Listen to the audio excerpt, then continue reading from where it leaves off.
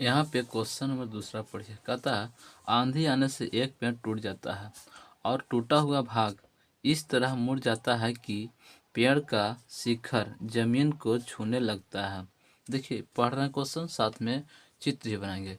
यानी कहता है कि आंधी आने से एक पेड़ टूट जाता है। तब मान लेते हैं कि यह एक पेड़ है, ठीक, यह एक पेड़ है, लेकिन आंधी आने से क्या होता है, ये टूट जाता है। ठीक है, टूट जाता है तो इस तरह से टूटता है ना कि शिखर जमीन को छूने लगता है। शिखर में होता है ऊपर वाला भाग, तो ये शिखर है वो जमीन के क्या लगता है, छूने लगता है। यानी इस तरह से जमीन की सतह है, तो यहाँ से मान लो कि टूटता है तो ये वाला भाग है ना जो यहाँ की गिर रहा है, यानी इस तरह से गिर रहा है। ठीक, इस तरह से। तो ये सब को हम लोग डॉट डॉट कर देंगे। क्या कर देंगे, डॉट डॉट, यानी ये वाला भाग यहाँ आ चुका है। ठीक है, चलो, हाँ, छूने लगता है और इसके साथ 30 का कोण बनाता है। यानी यहाँ पे है ये 30 का कोण बना लिया। ठीक है, 30 का कोण बना लिया। पेड़ के पाद बिंदु की दूरी जहाँ पेड़ का शिखर जमीन को छूता है 8 मीटर है। यानी यहाँ से अगर यहाँ की बात करें तो ये हो जाएगा 8 मीटर, है ना। पेड़ की ऊंचाई ज्ञात करें, यानी पेड़ की ऊंचाई बताना है कि ये पेड़ कितना ऊंचा है। चलिए ये बुक को हमने हटा लेता है और सुनिए। यहाँ पे कहा था कि जो पेड़ है, तो ये पेड़ है, तो मान लेते कि पेड़ को लिए हम पहले इसको ए मान देते हैं, बी मान देते हैं और यहाँ पे सी मानते हैं, ये सी मानते हैं, और इसको जो डॉट डॉट भाग है उसको हमने डी मान देता है। ठीक है, यही भाग यहाँ पे आ चुका है। ठीक, अब सुनिए यहाँ पे,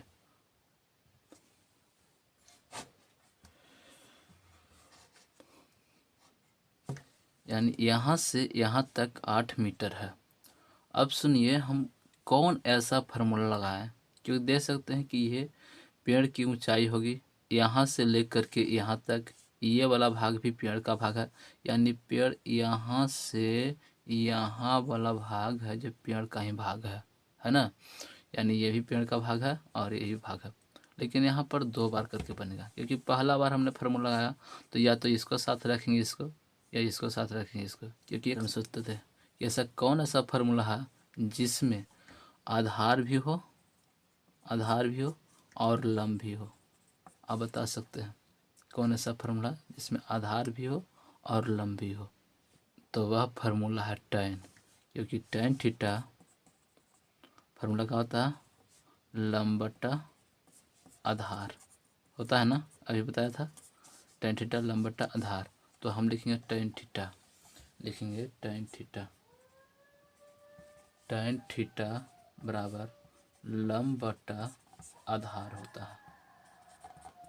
तो यहाँ पे लंब की बात करें तो ये लंब तो हमको निकालना पड़ेगा, यानी हम कह सकते हैं यहाँ पे चलेंगे पहले tan 30, तो लिखेंगे tan 30 बराबर, tan 30 बराबर लंब का मान है ए बी, यानी ए बी बट्टा आधार का मान है 8, यानी यहाँ पे 8 लिख देंगे, है ना।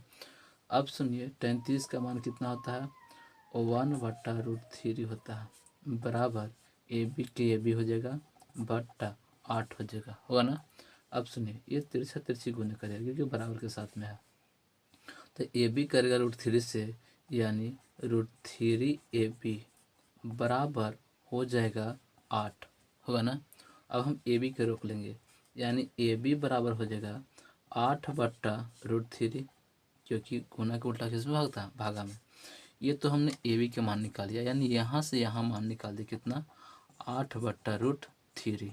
ठीक है, लेकिन हमको इसको भी तो निकालना है, क्योंकि यहाँ से पेड़ यहाँ भी आ चुका है, गिर चुका है ना, ऐसे तिरछा गिरा है, यानी इसको बोलते हैं कि मुचक गया है, मुचक करके गिरा है ना, इस तरह से बोलते हैं। तो यहाँ से यहाँ भाग आया है, तो इसको हम लोग बोलते हैं कर्ण। क्या बोलते हैं, कर्ण। तो कौन ऐसा फार्मूला है जिसमें आधार भी हो कर्ण भी हो। एक और फार्मूला लगा सकता है जो ये दोनों भी लगा सकते हैं, है ना। तो कौन ऐसा फार्मूला है जिसमें कर्ण भी हो और आधार हो। यह लंब भी चल सकता है, कर्ण लंबा वाला भी लगा सकते हैं, यानी हम साइन भी लगा सकते हैं, साइन थीटा लंब बट्टा कर्ण। लंब के मान आ गया कितना, 8/√3, ऐसे भी लगा सकते हैं। या आप लगाए कि आधार बटा कर्ण, ये कौन फार्मूला है, आधार बटा कर्ण। तो यहाँ पर cos थीटा आधार बटा कर्ण, आधार बटा कर्ण होता है। तो यहाँ पे भी लगा सकते हैं, जो इच्छा जो लगा दीजिए। तो अब सुनिए, यहाँ पर मान लेते हैं कि हम लगाता है कौन फार्मूला, साइन लगाता है। तो साइन थीटा हो जाएगा, साइन थीटा बराबर फार्मूला होता है लंब बटा कर्ण, लंब बटा कर्ण। अब यहाँ पर लिखेंगे साइन कितना डिग्री, 30 डिग्री ना, साइन 30 डिग्री, लंब के मान हो जाएगा कितना, तो लंब के मान हो जाएगा 8/√3, यानी 8/√3, 8/√3 लिख दिया। और यहाँ पे कर्ण के मान है कितना, निकालना होगा, यानी कर्ण को हम कह सकते हैं कितना, इसको कह सकते हैं BC, कह सकते हैं ना। अब सुनिए, अब क्या होगा, साइन 30 का मान होता है 1/2 बराबर 8/√3 तो होबे करेगा, बट्टा यहाँ पे BC और बट्टा 1 हम लिख सकते हैं अपना मन से, यानी इसको हम इस तरह से लिखेंगे 1/2 बराबर 8/√3 गुने 1/BC, ऐसे लिख सकते हैं, है ना। अब क्या करेंगे कि यहाँ पे तिरछा इसमें पहले गुना कर लेंगे, यानी लिखेंगे 1/2 बराबर 8 यहाँ पे √3 और BC लिखेंगे गुना करने पर, है ना। अब तिरछा तिरछी इसको में गुना करेंगे, तो लिखेंगे √3 BC बराबर 8 दूना 16 होगा ना। अब 8 दूना 16 हो गया। आगे सुनिए,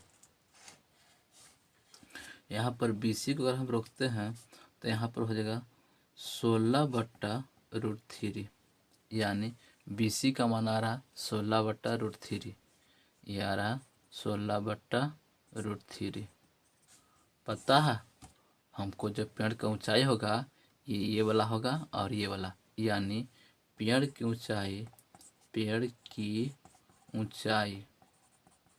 ऊंचाई जो होगा वो A से B तक होगा और B से C तक होगा, यानी हम कह सकते हैं कि AB प्लस BC। तो यहाँ पे AB के मान कितना लाए हैं, देख सकते हैं कितना है, AB के मान है ना 8/√3, तो इसको हम लिखेंगे 8/√3 प्लस BC का मान कितना है 16/√3, तो लिखेंगे 16/√3। अब सुनिए, इसको क्या करेंगे तो एलसीएम लेंगे, यानी हो जाएगा √3, एक मतलब ख़त्म ना, यानी 8 प्लस कितना हो जाएगा 16, यानी इसको जोड़ला पर हो गया 24/√3, इतना तो आ गया। लेकिन बट्टा में √3 है ना, इसको हर परमेयीकरण करना पड़ेगा √3 से, यानी आप ऐसे भी लिख सकते हैं 24/√3 गुने √3/√3, यानी एक √3 है ना, √3 से गुणा भी कर रहे हैं भाग भी कर रहे हैं, तो पता है ना, अगर √3 ऊपर लिखे और बट्टा √3 नीचे लिखे, एक मरतबा कर सकते हैं ना। अब कोई भी संख्या के गुणा में एक होता है, तो क्या करना है ना कि इसको इस तरह से लिखना है 24√3 बट्टा 3 तिया 9 और 9 के वर्गमूल हो जाएगा 3, है ना। अब इसको काट सकते हैं, 24 को 8 मतलब, यानी इसको सही आंसर आएगा 8√3 मीटर आंसर, कोई दिक्कत नहीं।